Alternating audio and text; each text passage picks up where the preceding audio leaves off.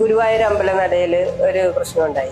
Cinema junior ആർട്ടിസ്റ്റുകളെ ഒക്കെ ഒരു മര്യാദ ഇല്ലാത്തതുകൊണ്ടാണ് അവര് കാണുന്നത്. നമ്മുടെ കൂടെയുള്ള ഒരു സഹപ്രവർത്തനെ ചായ കുടിക്കാനായിട്ട് അയാളോടൊപ്പം ചെന്ന് കഴിഞ്ഞിട്ട് അങ്ങോട്ട് തരൂലാന്ന് എന്തോ പറഞ്ഞു. ഇവന്റെ ബോഡി ഗാർഡാണോ ആരാന്നറിയില്ല, ഒരാള് പിടിച്ച്, ഒരു കറുത്ത ഇതിട്ട ഒരാളാണ്, അയാള് പിടിച്ചിട്ട് മൂക്കിന്നൊക്കെ ചോര വന്ന് പല്ലൊക്കെ പോയി ഭയങ്കരമായിട്ട് സങ്കടപ്പെട്ട് നിൽക്കുമ്പോ ഞങ്ങളത് ചോദ്യം ചെയ്തു. ഈ പറഞ്ഞാല് തെറ്റ് കണ്ടാൽ നമ്മളവിടെ ചോദ്യം ചെയ്യൂല്ലോ. 10 ദിവസത്തെ വർക്ക് ഉണ്ടായിരുന്നു. നിങ്ങൾ നിങ്ങളുടെ കാര്യം നോക്കും, നിങ്ങൾ എന്തിനാണ് നമ്മളോടൊരു പുച്ഛമായിട്ട് ഇയാള് സംസാരിച്ചു. ഷൂട്ട് നിർത്തിയൊക്കെ വെപ്പിച്ചു ആൾക്കാര്. പോലീസ് വന്ന് അത് കഴിഞ്ഞിട്ട് ഇയാള് വിളിച്ചോണ്ട് പോയിട്ട് ഇയാളുമായിട്ട് കോംപ്രമൈസ് ചെയ്ത് ഇയാൾക്കും കണ്ട് 20,000 രൂപ കൊടുത്ത് ഒതുക്കി തീർത്ത്.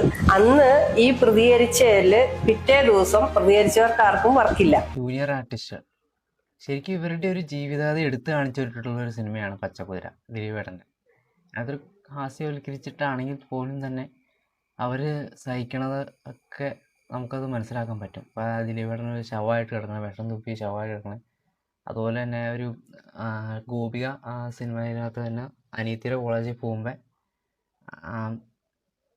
അനിയത്തിയെ കാണാതെ വിളിച്ചിരിക്കുമ്പോൾ ഡയറക്ടർ ആ ഷൂട്ടിങ് കാണാൻ വന്ന അനിയത്തിയെ ഉൾപ്പെടുന്ന കൂട്ടത്തിന് മുമ്പിൽ വെച്ച് ഗോപികനെ ഇങ്ങനെ ആക്ഷേപിക്കുന്നതൊക്കെയുണ്ട്. കുട്ടി തന്നെ മാറിക്കൊണ്ട് ദേഷ്യപ്പെടുന്നുണ്ട്.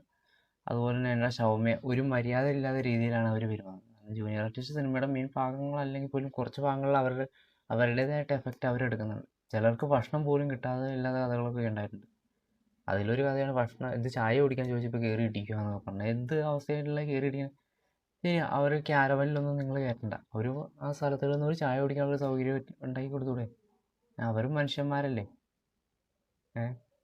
അത് പല രീതിക്കും അതായത് ഒരുപാട് സംഭവങ്ങളുണ്ട്. ചിലർക്ക് ഭക്ഷണം പോലും കിട്ടണില്ല എന്ന് പറഞ്ഞാൽ ഒരുപാട്. കാരണം ഒരു സിനിമാ നടന്മാരെ അപേക്ഷിച്ചൊക്കെയാണെങ്കിൽ അവർക്ക് ക്യാരവാനുണ്ട്, അറിയാതെ ക്യാരവാൻ, AC റൂമുകളൊക്കെ റെഡി. ഇവർക്ക് ചിലപ്പോൾ റൂമുകൾ ചിലപ്പോൾ കാണില്ല.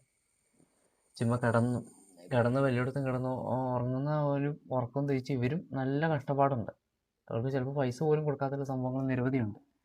അപ്പോൾ തീർച്ചയായിട്ടും ഇവരുടെ സിനിമയുടെ ഒരു ഭാഗം തന്നെയാണ്. നിങ്ങൾ വല്ല ഹൈ സാലറി ഒന്നും കൊടുക്കേണ്ട കാര്യമൊന്നുമില്ല, സിനിമ അതൊന്നും പറയുന്നില്ല. പക്ഷെ അവർക്ക് അവരുടേതായ അത്യാവശ്യ കാര്യങ്ങൾക്ക് ഭക്ഷണം കഴിക്കാനോ അവർക്കൊരു അത്യാവശ്യം നല്ലൊരു കൂലിയോ കൊടുത്തു എന്ന് വെച്ച് വലിയ നഷ്ടം സംഭവിക്കാൻ ആവുന്നില്ല. ഇത്രയും വലിയ കോടികൾ മുടക്കിയ ഒരു സിനിമ സൂപ്പർ സ്റ്റാറുകൾ വെച്ചിട്ട് പടം പൊട്ടിപ്പോകും.